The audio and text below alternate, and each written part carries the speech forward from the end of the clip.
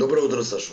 Мислам дека вчерашната па и денешна доминантна тема е оваа посета, барем што се однесува до регионот, на Метју Палмер, заменикот помошник државен секретар на САД на Косово, заедно со постојаниот представник, специјалниот представник на Европската унија за диалог од Белград Приштина Мирослав Лајчак.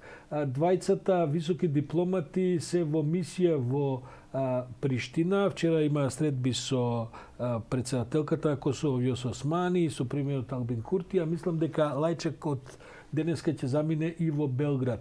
Се чини дека се подготвува атмосфера за средба помеѓу Курти и Вучич, веројатно кон средината на месецот во Брисел, ако не се лажам. Да, токму така, како што и самиот кажа, Мирослав Лајчак и Метју Палмер вчера беа во Приштина, тие се и денеска во Приштина, се очекува во текот на предпладневните часови да направат пресконференција, да информираат што разговарале со Косовскиот државен врв, односно што разговарале со Вјоса Османи, председателката на Косово. Тука морам само да кажам дека ако се земе во предвид позицијата на премиерот на Косово Албин Курти, дека нема намера да се сретне со српскиот председател Вучич на тие преговори, идни преговори меѓу Белград и Приштина, тогаш се поизвестно и добивам впечаток дека Вјоса Османи ќе биде таа која можеби ќе преговара со Вучич, или пак можеби премиерката Брнабич ќе разговара со Курти. Ќе видиме што ќе биде, но оваа нивна посета некако ја подигна тензијата во стравување на Белград, имено Александар Вучич во негов популистички стил веќе подолго време најавува дека во наредниот период Србија ќе се соочи со жестоки притисоци врз него и неговата влада, но тој синоќа во интервју за една национална телевизија изјави дека не поради политиката, туку поради економскиот напредок на Србија и неговиот раст, и оние популистички изјави дека Србија е многу има голем напредок и дека поради тоа некој сака нели да ја удаса. Мислам дека вчера Вучич изјави дека Србија е најуспешната економија во Европа, ако не се лажам. Така ви беа некои формулации. Токму така, после она со вакцините, сега и ова е најуспешно, дури најавува раст од 7% за следната година. Но она што мене ми е интересно, што изминатиот период многу се движи во светската и нивната домашна јавност, е притисоците кои наводно ги има Белград, но и се поизвестните притисоци врз државите членки на Европската унија, кои како Шпанија, Романија, Кипар, Грција и Словачка, да го признаат Косово, па Белград веќе вчера изјави дека во наредниот период е можно да има некои промени во нивната политика, особено кај нивниот традиционален сојузник Грција, која наводно веќе го информирала Белград дека ќе ги унапреди односите со Косово, нема да го признае, но ќе отвори канцеларија за врски, нешто што Белград веројатно ќе го почувствува како жесток удар или нож грб од страна на можеби најголемиот сојузник на Србија и српскиот народ. Исто така се шпекулира дека и Шпанија ќе сака да отвори канцеларија за врски во Приштина, што само дополнително укажува според Вучич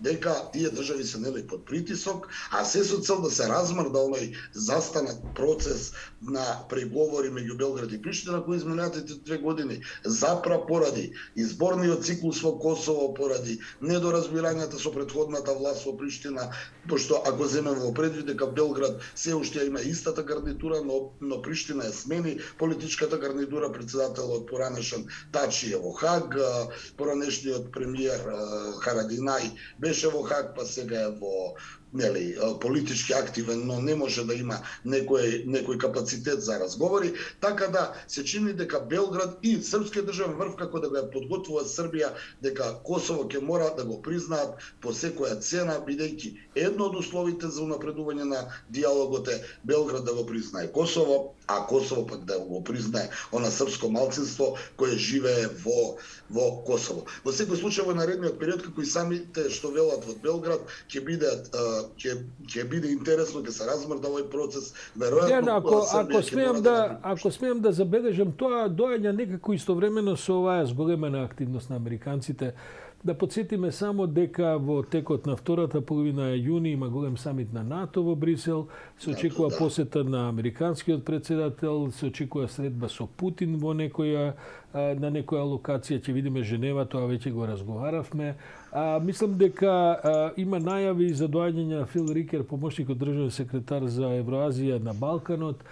Мислам дека дури ќе се подготвува и посета на Бајден на Балканот. Не се објавува каде точно ќе представува во кои градови. Паралелно на тоа Европската унија веќе најавува зголемување на својата активност на Балканот, бидејќи така сака да ги пресретне сите овие други активности на другите сили кои што имаат своји интереси за Балканот. Па ова сега што се случува во Приштина и во Белград, а конечно и ова што се случува на линија Скопје-Софија околу оваа активност и европска и американска, некако како да навестува една, би се рекло, густа есен, која ќе започне од летово, на подзатварање на сите овие малку замрзнати, малку одмрзнати, малку повторно замрзнати кризи, конфликти, односи кои што преовладуваат се уште на Балканот. Индикативно или не, додека се Палмер и Лајчак во Косово и ќе одат во Белград, Ивица Дачич, председателот на Српското собрание и поранешен министар за внатрешни и надворешни работи, се сретна со Лавров во Москва, со државниот секретар или првиот заменик на Владимир Путин, веројатно да ја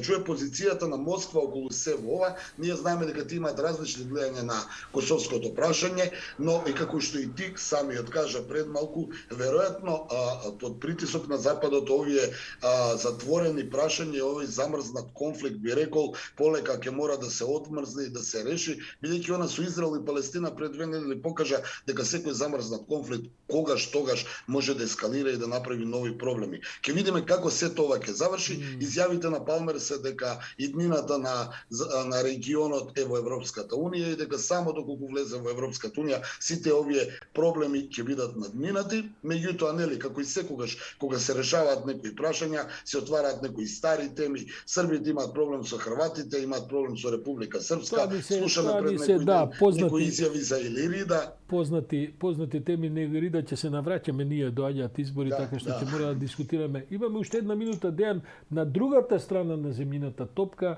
во држава во која што власта диктира колку деца ќе имате дома во семејството, Кина одобри политика за трето дете, бидејќи тие прво имаа политика за едно дете по семејство, па тоа ја променија на 2 деца. Демографските податоци им покажуваат дека се загрозени перспективите на кинезите. Сега, вчера најавија дека се менува и таа политика и дека ќе може да се оди на трето дете. Што е најново во таа сфера?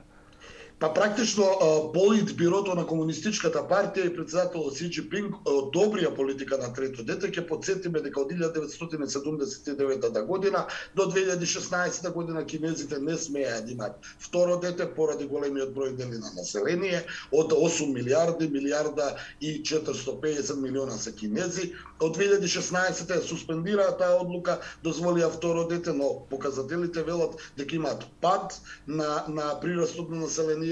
Се вели дека во кратки црти само да кажам дека 18 милиони бебиња се родени прошлата година, но пред прошлата година биле 20 и нешто милиони бебиња, па тука кинезите гледаат загрозување, старење на нацијата и немање на нов прираст, па оттаму од вчера ми се чини и официјално кинезите ќе смеат да имаат трето дете за да го зголемат, нели, населението, младите, бидејќи имат големо старење на населението на кинезите, но и кинезите се во глобална една, да кажеме, офанзива и ќе им требаат луѓе дефинитивно. Добро, Дејан, благодарам за ово утринско меѓународно брифирање.